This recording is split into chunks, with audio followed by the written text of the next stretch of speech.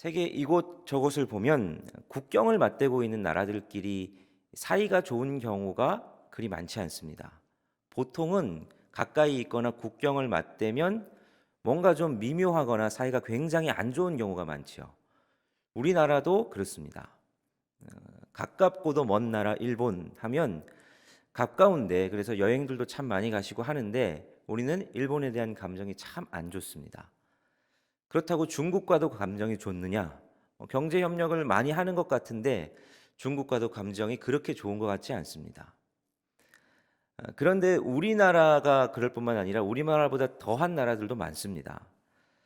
어, 이번에 이제 그리스 튀르키예를 갔는데 그리스랑 튀르키예가 감정이 우리나라보다 더하면 더했지 덜하지 않는 것을 봤습니다. 역사를 공부해 보니까 그리스가 튀르키예의 전신인 오스만 투르크에 의해서 400년 동안 지배를 받습니다.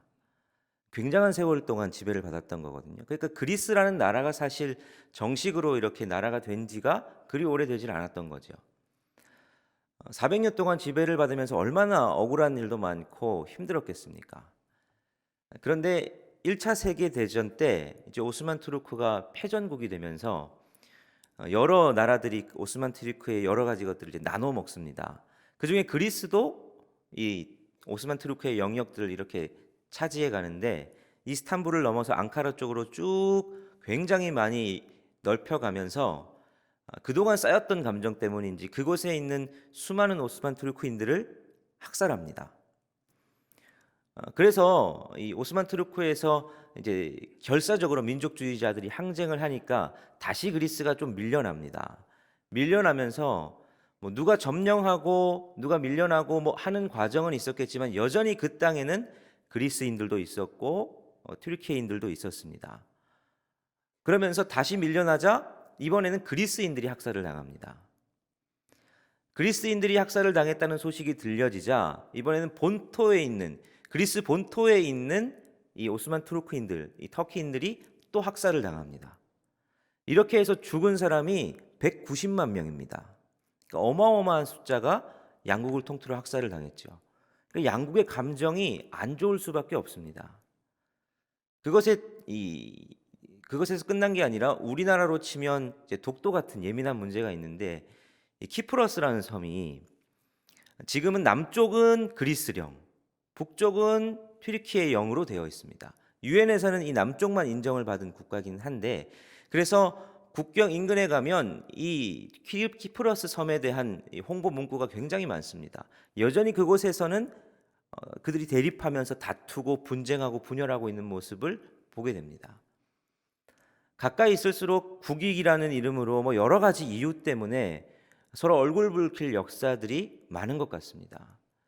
그래서 한번 역사들을 살펴보면 악을 악으로 갚는 아니 악을 더 큰 악으로 갚음으로 말미암아 자신들이 당했던 그 억울한 것들을 풀려고 하는 역사들이 온 나라들에 반복되는 것을 보여지게 됩니다. 나라뿐만 아니라 뭐 개인 간에도 그렇고 나라 안에서는 이념이라는 문제로 서로 악을 악으로 갚으려고 하고 국가 간에는 국익이라는 이 명분으로 악을 악으로 갚으면서 자신들의 것들을 차지하려고 하는 게 세상의 흐름인 것 같습니다. 그렇다면 그런 흐름 속에서 하나님께서는 우리 그리스도인들은 어떻게 살기를 원하실까? 이념이 다르고 개인의 이익이 다르고 국익이 다를 때 그럴 때에도 그리스도인들은 하나님께서 어떻게 살기를 원하실까 생각해 보면 로마서 12장 21절 말씀은 이렇게 말씀하죠. 우리가 잘 아는 말씀입니다. 악에게 지지 말고 선으로 악을 이기라 말씀하십니다. 악을 악으로 갚는다는 것은 악에게 지는 겁니다. 그리고 하나님 말씀에 따르면 악을 이기는 방법은 선으로만 악을 이길 수 있습니다. 그게 하나님께서 말씀하신 바고 우리 그리스도인들이 악을 이길 수 있는 방법이고 살아야 할 모습이다라고 하나님은 우리에게 말씀해 주고 계십니다. 이게 이 시대를 향한 하나님의 뜻이고 우리를 향한 하나님의 뜻이다라고 했을 때 그렇다면 선으로 악을 대했을 때 하나님은 우리에게 어떤 결과를 주시느냐? 그 결과를 오늘 본문에서 하나님은 우리에게 말씀해 주고 계십니다. 어제까지 본문을 보면 이제 사울이 블레셋과의 전쟁을 마치고 돌아오자마자 엔게디 광야에 있던 다윗을 잡으러 또 쫓아옵니다. 군사들을 이끌고 다윗을 잡으러 막 달려왔죠. 다윗을 쫓는 길에 사울이 이제 용변이 급해서 한 굴에 들어갑니다. 그 굴에서 용변을 보는데 마침 그 굴에 다윗과 그의 군사들이 숨어 있었습니다. 이제 다윗의 부하들이 다윗에게 말하는 거죠. 지금이 사울을 죽일 수 있는 절호의 기회입니다. 지금이 이 도망자 세월과 모든 고생을 끝낼 수 있는 최고의 기회입니다. 지금 사울을 죽이십시다. 그런데 그 부하들의 말에 대해서 다윗이 그걸 받아들이지 않습니다. 내가 하나님께서 기름 부으신, 하나님으로부터 기름 부음 받은 자를 내 손으로 해할 수 없다. 이 고집으로 사울을 죽이지 않고 옷자락만 살짝 베죠. 그리고 사울이 굴을 나가서 멀찍이 좀 떨어졌을 때 다윗이 사울에게 나타나서 말합니다. 자신이 벤 옷자락에 대한 이야기를 하고 내가 잘못한 것이 없는데 왜 당신이 나에게 이런 고통을 줍니까? 라고 호소를 합니다. 그 호소를 들은 다윗의 호소를 들은 사울의 반응이 오늘 본문입니다. 자, 오늘 본문을 보면 그래서 다윗이 악을 악으로 갚지 않고 선으로 악을 이기려고 했을 때 하나님께서 어떤 반응, 어떤 결과를 주시는가 하는 것이 나옵니다. 첫 번째로 선으로 악을 이겼을 때의 결과는 악의 고리를 끊어냅니다 하는 겁니다. 사울을 가만히 보면 정신분열증이 있거나 분노 조절 장애거나 둘 중에 하나인 것 같습니다. 아니면 뭐 어떤 식으로 병명을 갖다 붙이든 분명 정신적으로는 좀 문제가 있는 사람 같습니다. 다윗을 그렇게 좋아하다가 한순간 갑자기 다윗을 죽이려고 듭니다. 뭐 요나단의 말에 다윗을 선대해야 되겠다 생각이 바뀐 것 같다가도 또 다윗을 죽이려고 그럽니다. 성경은 그게 악령 때문이다, 하나님이 부리신 악한 영 때문이다 하지요. 영적인 문제든 정신적인 문제든 어쨌든 사울은 정상이 아닌 것 같습니다. 오늘도 보면 다윗을 향해서 전쟁이 끝나자마자 블레셋과의 전쟁으로 얼마나 힘들었겠습니까? 근데 그거 끝나자마자 다윗 잡으려고 쫓아옵니다. 사울이 보통 분노가 지금 그 속에 차 있는 게 아니지요. 그런데 16절에서 다윗의 선을 본 사울의 반응이 어떻습니까? 우리 16절을 같이 한번 읽어보겠습니다. 시작. 다윗이 사울에게 이같이 말하기를 마침에 사울이 이르되 내 아들 다윗아 이것이 내 목소리냐 하고 소리를 높여 울며. 다윗을 향해서 내 아들 다윗아 라고 말합니다. 이것이 내 목소리냐. 그 전까진 다윗이 뭐라고 그래도 아무 말도 들리지 않던 사울입니다. 그런데 악을 악으로 갚은 것이 아니라 다윗이 선으로 악을 이기려고 하자 악의 고리가 끊어집니다. 다윗의 목소리가 들리기 시작합니다. 그전에는 아무것도 들리지 않았는데 이제는 다윗의 목소리가 들리며 죽이려고 했던 다윗을 향해서 내 아들아 라고 고백을 합니다. 선은 악을 끊어내는 힘이 있습니다. 우리가 영화 창끝의 실화로 잘 아는 짐 엘리엇 선교사의 이야기, 영화를 보시든 설교 때 들으시든 예화로 많이 들으셨을 겁니다. 이 짐 엘리엇 선교사가 당시 가장 폭력적이라고 알려졌던 아마존 정글의 와우다니 부족에게 복음을 전하기 위해서 가지요. 5명의 선교사가 갑니다. 그들에게 비행기로 생필품을 나눠주다가 조심스레 그들에게 접근을 합니다. 그런데 이 와우다니 부족이 이 선교사들을 무참히 죽이고 말지요. 근데 이들은 죽으면서도 그 와우다니 부족의 이 서툰 말로 우리는 당신들의 친구다라는 말을 남기고 죽습니다. 순교당하죠. 그들의 죽음을 슬퍼하던 그의 가족들, 부인들, 자녀들 절망할 만도 한데 이 부인들이 간호학을 공부해서 다시 와우다니 부족을 찾아가죠. 여자와 아이들을 잘 죽이지 않았기 때문에 그들을 접근이 그래도 비교적 용이했던 것 같습니다. 그래서 그들을 치료해주고 점점 가까워지죠. 가까워지고 어느 정도 친밀감이 생겼다고 한 그날 자신들의 정체를 밝힙니다. 우리는 당신들이 이전에 죽였던 그 선교사들의 가족이라고. 그러면서 결국 이 선교사들을 죽이는데 앞장섰던 부족의 족장은 목회자가 되고, 이런 이야기들을 우리가 영화 창끝에서 볼 수 있습니다. 많이 들으셨겠죠. 악을 악으로 갚지 않고 선으로 악을 이겼을 때에 악의 고리가 끊어지는 것을 발견하게 됩니다. 악은 절대 악으로 끊어낼 수 없습니다. 악에 대해서 더 큰 악으로 그 악을 이기려고 하지만 결코 악은 악으로 이길 수 없습니다. 그게 하나님의 원리입니다. 하나님의 원리는 선으로만 악을 이길 수 있게 그렇게 만들어 놓으셨습니다. 그래서 하나님은 하나님의 백성들에게 악에게 지지 말고 선으로 악을 이기라 말씀합니다.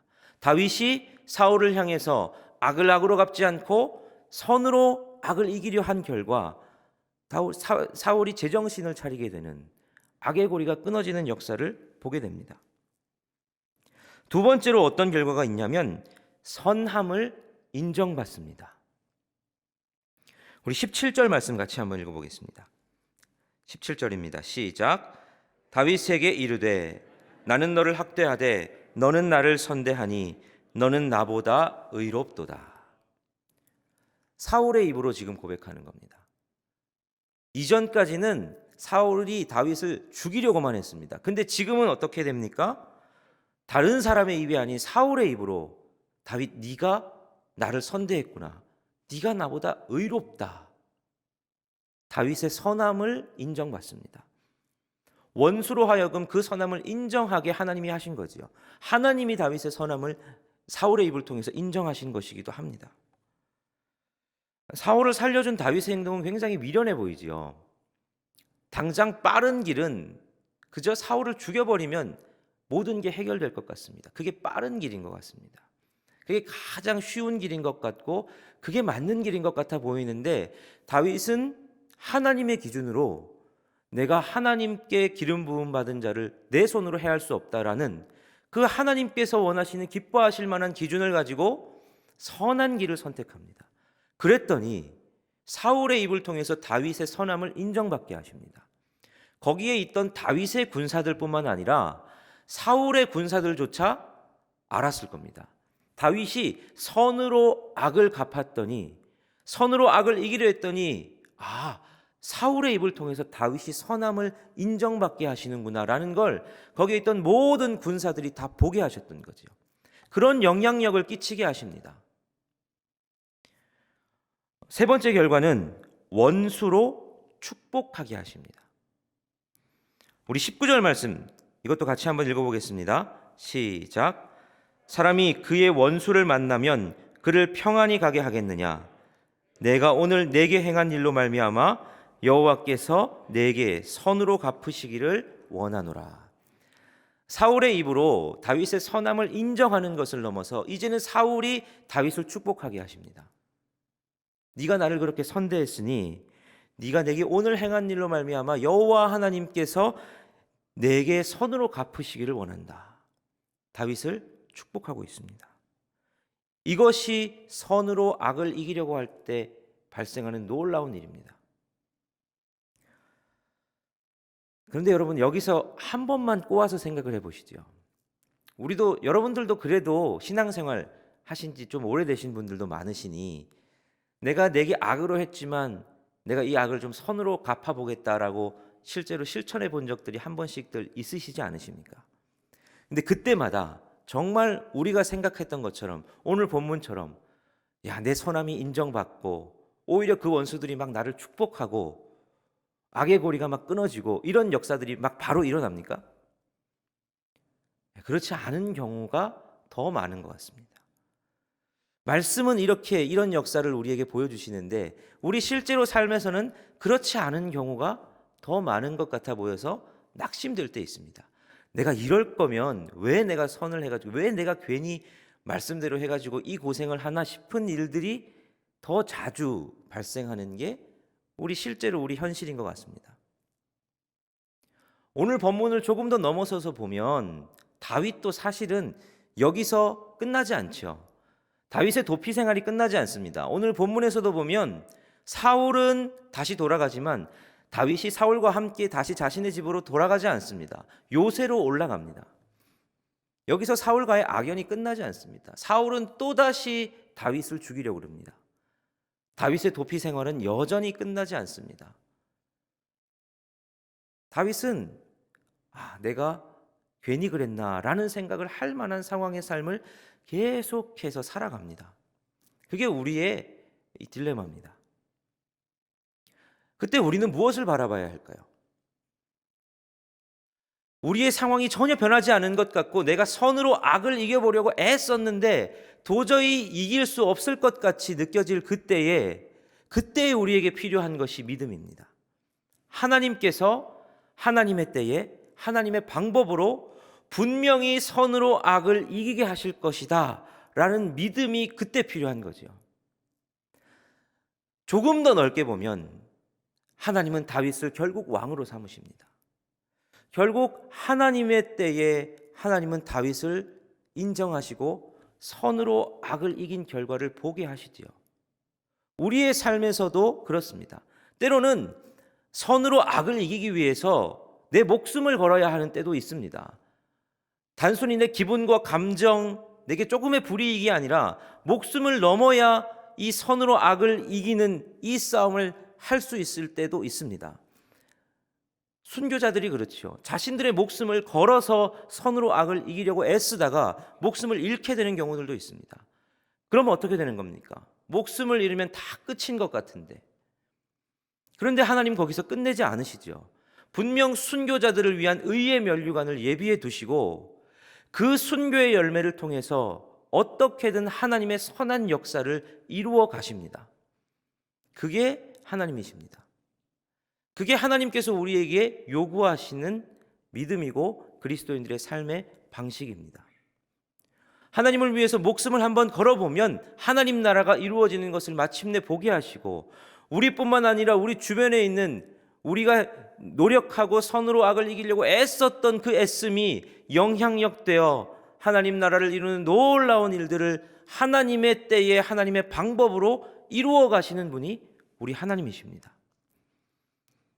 그래서 하나님은 오늘도 그렇게 선으로 악을 이길 그리스도인들을 찾고 계십니다.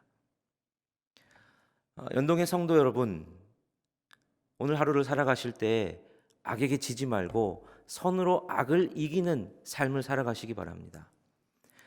그럴 때에 세상은 우리를 그리스도인이라 할 겁니다. 그리스도인의 인정은 사람들이 그리스도인 인정받는 것은 그들의 부나 그들의 강함이나 그들의 아름다움이 아닙니다. 그들의 능함이나 그들의 크기를 보고 감탄하는 것이 아니라 악을 악으로 갚지 않고 선으로 악을 이길 때에 세상은 그리스도인들을 저들이 그리스도인이구나, 저들이 선하구나 하는 것을 인정할 겁니다. 오늘 우리가 선으로 악을 이기는 삶을 살아서 악의 고리들을 끊어내고 하나님으로부터 우리의 선함을 인정받으며 마침내 주님께서 주시는 축복으로 하나님 나라를 이루어내는 것들을 경험하시는 저와 여러분들이 되시기를 간절히 소원합니다. 함께 찬양하시겠습니다. 이 시간 함께 찬양하실 때에 하나님, 우리가 주님이 주시는 힘과 능력, 믿음으로 이 선한 싸움을 싸워내기를 소원합니다.